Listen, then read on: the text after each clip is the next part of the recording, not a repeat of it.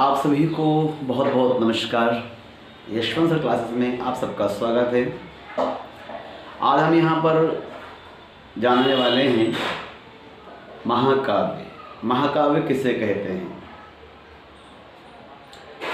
हालांकि पहले हम जान चुके थे काव्य की परिभाषा, विद्वानों के माध्यम से क्या परिभाषा दी गई थी, काव्य के भेद कौन कौन से थे, और पहले हम पढ़ चुके थे श्रव्य काव्य क्या है, दृश्य काव्य क्या है। अब श्रव्य काव्य के अंतर्गत ही आने वाला काव्य है महाकाव्य। हम पहले यहाँ जानेंगे महाकाव्य किसे कहते हैं, फिर महाकाव्य की विशेषताएं कौन कौन सी होती हैं और प्रमुख महाकाव्य कौन कौन से हैं, ये हम समझने वाले हैं। महाकाव्य प्रबंध काव्य का एक भेद है। महाकाव्य प्रबंध काव्य का एक भेद है। इसमें किसी महान व्यक्ति के जीवन का पूर्ण रूप से वर्णन रहता है। इसमें किसी महान व्यक्ति के जीवन का पूर्ण रूप से वर्णन रहता है। इसमें इतिहास, पुराण, प्रसिद्ध कथावस्तु होती है। इसका उद्देश्य महान रहता है। इसका नायक धीरोदात्त, धीर ललित, धीर प्रशांत, धीरोद्धत, इनमें से कोई एक विशेषता रखने वाला होता है। क्या क्या? इसका नायक कैसा होता है? धीरोदात्त, जिसमें धीरता की भावना हो।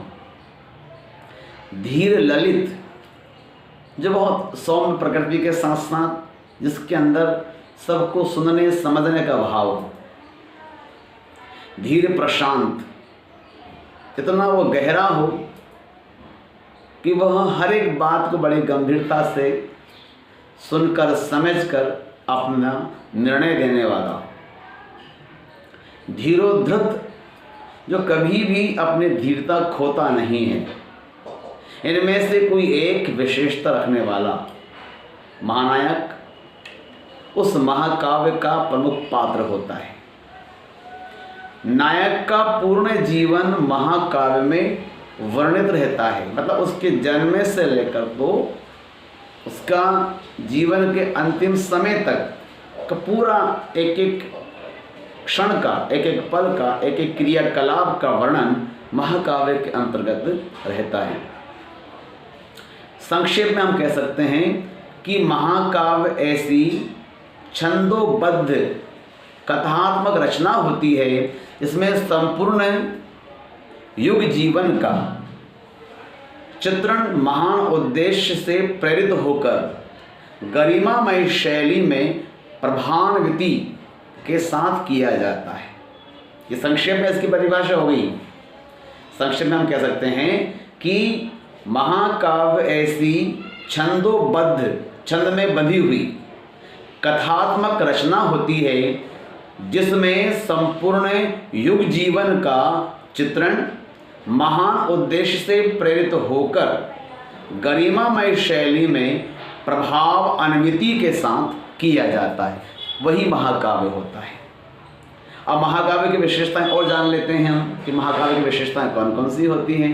देखिए, ये प्रश्न आपके लिए बड़ा काम का बनता है, अपने आप ही परीक्षा में आता भी है कि महाकाव्य किसे कहते हैं, है ना। इसका हम उत्तर जान लिया है। अब आगे इसकी विशेषताएं कई बार हमसे पूछ ली जाती हैं। तो पहली विशेषता क्या होगी? महाकाव्य में 8 या 8 से अधिक सर्ग, यहाँ मैंने सर्ग नाम दिया है, सर्ग ही कहा जाता है। बड़े बड़े विद्वानों ने सर्ग ही कहा है। सर्ग को अध्याय कह सकते हैं, उसको कांड कह सकते हैं, उसको अलग अलग भाग कह सकते हैं। तो महाकाव्य में 8 या उससे अधिक सर्ग होते हैं या होने चाहिए। इसमें अनेक छंदों का प्रयोग होना चाहिए। कोई एक छंद नहीं, अनेक छंद। अगर हम बात करें रामचरितमानस की तो उसमें दोहा है, चौपाई है, सोरठा है, रोला है, सब हैं। उसमें अनेक छंदों का प्रयोग होना चाहिए। श्रृंगार, शांत तथा वीर रस प्रधान रस होने चाहिए।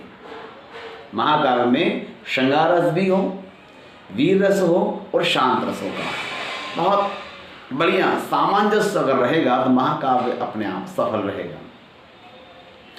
अन्य रसों का प्रवेश समय अनुसार होना चाहिए, मतलब जब उसका प्रसंग आए उसके अनुसार अन्य रस भी स्थान स्थान पर आने चाहिए। महाकाव्य का प्रारंभ मंगलाचरण से होना चाहिए। मंगलाचरण मतलब जिसमें गणेश वंदना हो, गुरु वंदना हो, माँ सरस्वती की वंदना हो, मातृपितृ वंदना हो, ये पूरा मंगलाचरण है। मंगल आचरण ही मंगलाचरण कहलाता है। तो महाकाव्य की जो शुरुआत होती है वह होती है मंगलाचरण से, अर्थात प्रारंभ में देवी देवताओं की प्रार्थना होनी चाहिए, वही महाकाव्य श्रेष्ठ है।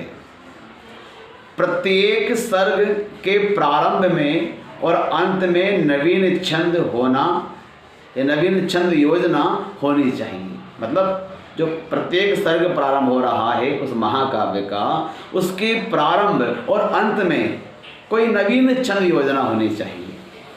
ये महाकाव्य की विशेष विशेषता है। यात्रा वर्णन, नगर वर्णन, प्रकृति चित्रण, ये भी महाकाव्य की विशेषता के अंतर्गत आ जाता है।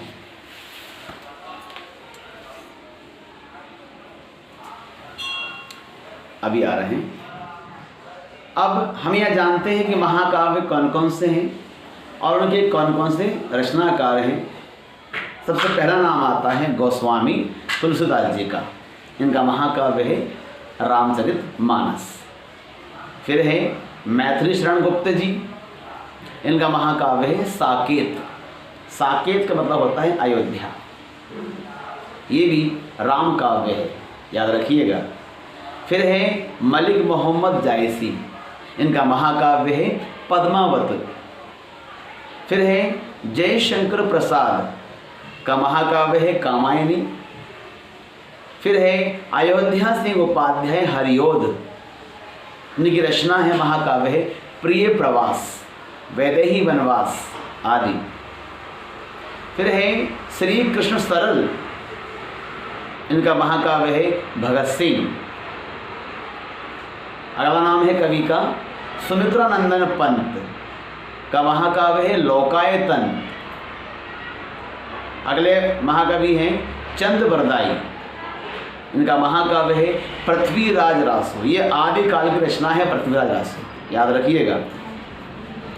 अंतिम नाम है रामधारी सिंह दिनकर, इनका उपन्यास, इनका महाकाव्य है कुरुक्षेत्र। तो मैं सबके नाम एक बार और बता रहा हूँ आप लोगों को। तुलसीदास रामचरितमानस, गुप्त जी साकेत, मलिक मोहम्मद जायसी पद्मावत, जयशंकर प्रसाद कामायनी, हरिवंश जी का प्रिय प्रवास वैदेही वनवास, श्री कृष्ण सरल का महाकाव्य है भगत सिंह, पंत जी का महाकाव्य है लोकायतन, चंद्रबरदाई का पृथ्वीराज रासो और दिनकर का कुरुक्षेत्र। ये प्रमुख महाकाव्य हैं। आइए अब आगे हम चर्चा करेंगे अगले वीडियो में खंड काव्य क्या है, खंड काव्य की परिभाषा क्या है, खंड काव्य की विशेषताएं क्या क्या हैं, प्रमुख खंड काव्य कौन कौन से होते हैं और उनके रचनाकार कौन कौन से हैं, ये हम जानेंगे अगले वीडियो में। यदि इस वीडियो पर, इस चैनल पर यदि आप नए हैं तो आपसे निवेदन है कि आप इसे सबसे पहले सब्सक्राइब करें। वीडियो अभी आपको अच्छे लग रहे हैं तो अपने मित्रों को आप शेयर करें, लाइक करें और मुझे बताएं कि आपको किस प्रकार की रचनाओं, साहित्य की आवश्यकता है। मैं आपके लिए वैसा ही यहाँ वीडियो बनाऊंगा जिन विषयों की आपको सख्त आवश्यकता होगी। तो हम मिलेंगे अगले वीडियो में, इसमें हम बातचीत करेंगे खंड काव्य के विषय में। खंड काव्य किसे कहते हैं, खंड काव्य की विशेषताएं क्या क्या हैं, प्रमुख खंड काव्य कौन कौन से हैं और उनके कवि कौन कौन से। तो अपना ध्यान रखें। सभी को दीपोत्सव की शुभकामनाएं। धन्यवाद, नमस्कार।